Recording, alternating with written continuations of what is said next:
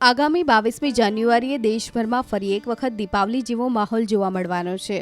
વર્ષો બાદ હિન્દુ ધર્મની આસ્થાના પ્રતીક એવા ભગવાન શ્રી રામના ભવ્યાતિ ભવ્ય મંદિરનું ઉદ્ઘાટન પ્રધાનમંત્રી નરેન્દ્ર મોદીના હસ્તે થવા જઈ રહ્યું છે અને દેશભરના રામ ભક્તોમાં અનેરો ઉત્સાહ જોવા મળી રહ્યો છે।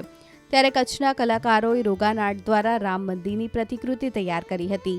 કચ્છની પ્રાચીન કળા રોગાન કળાના કલાકાર આશીષભાઈ કંસારા દ્વારા રામ મંદિરના સ્થાપત્યની આબેહૂબ કૃતિ રોગાન કળા મારફતે તૈયાર કરવામાં આવી છે, જે આકર્ષણનું કેન્દ્ર બની છે। રોગાન કળા એ કચ્છની સૌથી દુર્લભ કળા છે। કચ્છમાં ખૂબ ઓછા કારીગરો આ સદીઓ જૂની કળા સાથે જોડાયેલા છે। ઉલ્લેખનીય છે કે માથા પરના રોગાન કળાના કલાકાર આશીષ કંસારાએ અગાઉ રોગાન કળા વડે રાજા રામ દરબારની કૃતિ બનાવી સૌ કોઈને અચંબિત કર્યા હતા।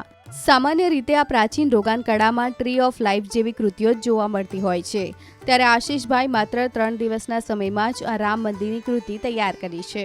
ભુજના માધાપર ગામના રહેવાસી આશીષ કંસારાએ છેલ્લા 6 વર્ષથી રોગાન કામ કરવાનું શરૂ કર્યું છે અને ખાસ કરીને રોગાન કળામાંથી દેવી દેવતાઓના ચિત્રો બનાવનાર તેઓ કચ્છના સૌપ્રથમ કારીગર છે। રામ મંદિરની રોગાન કળામાં કૃતિ તૈયાર કર્યા બાદ આશીષભાઈએ 2 બાય 1.5 ફૂટના કાપડ પર તેમના પત્ની કોમલ કંસારાની સાથે મળીને આ રામ મંદિરની કૃતિ તૈયાર કરી હતી। તેમાં ગોલ્ડ રંગની જરીનો ખાસ ઉપયોગ કરવામાં આવ્યો છે।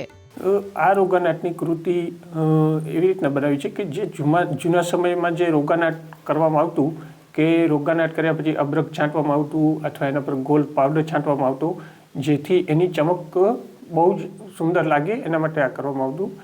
તો મેં પણ એ જૂના સમયની જેમ જ આ રોગાન આર્ટ કર્યું છે કે જે રોગાન કર્યા પછી એના ઉપર ગોલ્ડ પાવડર છાંટી અને એની ચમક માટે અને એક બહુ જ આકર્ષક કૃતિ લાગે એ બનાવી છે। અને જે મેં બનાવી છે આપણું જે અયોધ્યાનું રામ મંદિર છે સેમ ટુ સેમ એના જેવી જ બનાવી છે।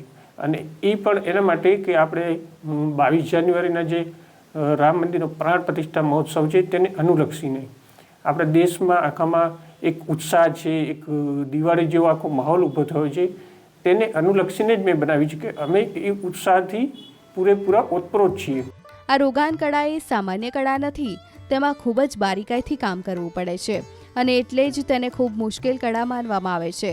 આશીષભાઈ દ્વારા હાલમાં અયોધ્યા રામ મંદિરના પ્રાણ પ્રતિષ્ઠા સંદર્ભમાં રાજા રામ દરબારની કૃતિ બનાવ્યા બાદ રામ મંદિરની આબેહૂબ કૃતિ તૈયાર કરવામાં આવતા આસપાસના લોકો પણ જોવા ઉમટ્યા હતા।